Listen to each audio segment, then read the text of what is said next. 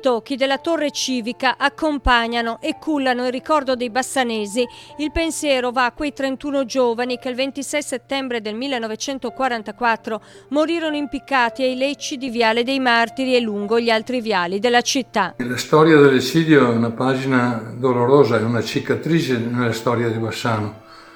Sono successi dei fatti che nessuno poteva immaginare potessero succedere.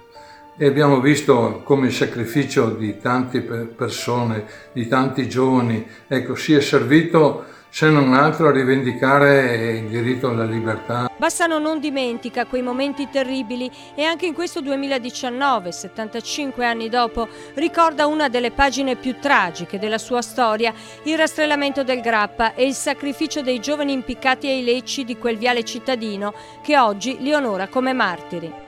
Noi come Bassano abbiamo sempre cercato di onorare questa data del 26 settembre e che abbiamo il dovere di ricordare, perché un popolo senza storia è un popolo senza futuro. E intanto i tocchi del Campanon rendono omaggio a quelle giovani vittime. Bassano non dimentica e non deve dimenticare ciò che accadde e che segnò la storia della città.